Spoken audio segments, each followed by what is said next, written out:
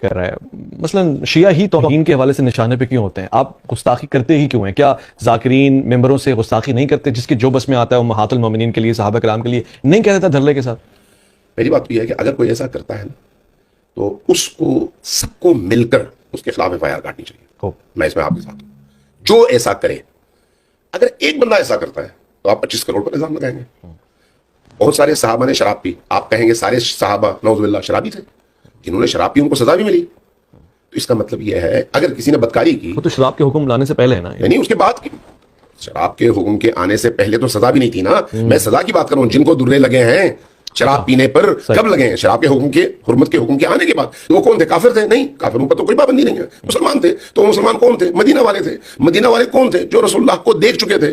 تو صحابی کی تعریف کیا کی جاتی ہے؟ جس نے ایمان کی حالت میں نبی کریم کو دیکھا ہو. تو اس کا مطلب ہے ان پر یہ حدیں جاری ہوئی. کیا صحابہ میں ہاتھ کٹے یا نہیں؟ صحابہ کو قتل کے جرم میں پھانسی یا ان کا سر کاٹا گیا یا نہیں؟ صحابہ کو اس بدکاری کے جرم میں درے لگے یا نہیں؟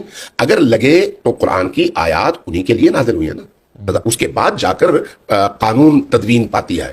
اگر یہ چیزیں کوئی بندہ نکال کے کسی کو دکھا دے یا کسی تقریر میں بتا دے بھائی حدیث میں یہ لکھا ہوا ہے، قرآن میں یہ لکھا ہوا ہے، مورخ نے یہ لکھا ہے، محدث نے یہ بات لکھی ہے اور فلان کتاب میں لکھی ہے، تو اب اس قانون کی روشنی میں بجائے اس کے کہ آپ کہیں کہ بھئی یہ ایک علمی اختلاف ہے، آپ بولنے والے کو کٹہرے میں کھڑا کر دیں اور اس کے خلاف کم سے کم 10 اور زیادہ زیادہ عمر قید کی سزا کٹوائیں گے. اس کا تو جرم نہیں ہے. جا کے پھر امام بخاری کو قبر سے نکالیں اور ان کے خلاف فتوا دیں. لیکن امام بخاری پاکستان کے نہیں تھے نا، پاکستان کی سرحد پہ یہ قانون کا اس کا اطلاق ہوتا ہے. اچھا ٹھیک ہے، بالکل ٹھیک ہے. امام بخاری کی کتاب تو پاکستان میں چھپ رہی ہے نا. تو چھاپنے والے جو توہین پر مبنی کتاب ہوگی اس کو چھاپنے والا بھی توہین کا مرتکب ہے یا نہیں؟ تو پھر سارے پاکستان سے بخاریوں کو اٹھائیں اور جلائیں، مسلم کو اٹھائیں اور جلائیں.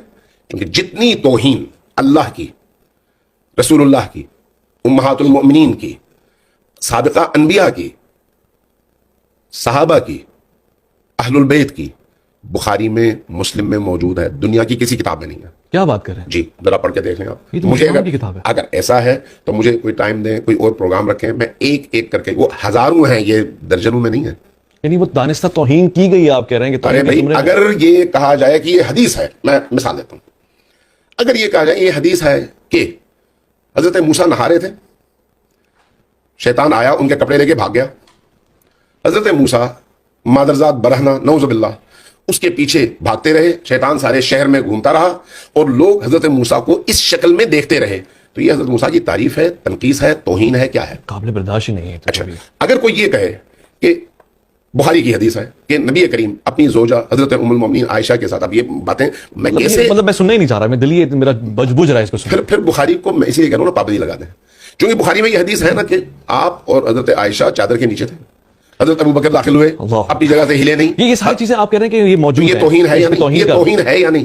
رسول اللہ کی بھی توہین ہے، حضرت ام المومنین عائشہ کی بھی توہین ہے کہ ان کے بند حجرے میں کبھی حضرت ابو بکر داخل ہوتے ہیں، کبھی حضرت عمر داخل ہوتے ہیں، کبھی حضرت عثمان داخل ہوتے ہیں، جبکہ وہ نامحرم ہے.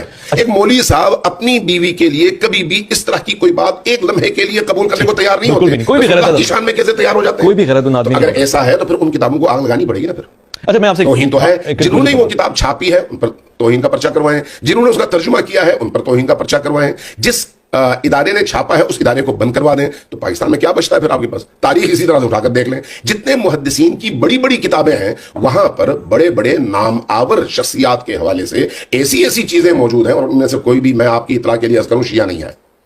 کوئی شیعہ نہیں ہے کہ کوئی کہے یہ شیعوں کی روایت ہے. نہیں بھائی، امام ابن ابی شیبہ شیعہ نہیں ہے، بخاری شیعہ نہیں ہے، تبری شیعہ نہیں ہے، کامل شیعہ نہیں ہے، ابن اسیر شیعہ نہیں ہے، البدایہ والنہایہ شیعہ نہیں ہے. یہ جو صحاح ہیں ان کا کوئی مصنف شیعہ نہیں ہے.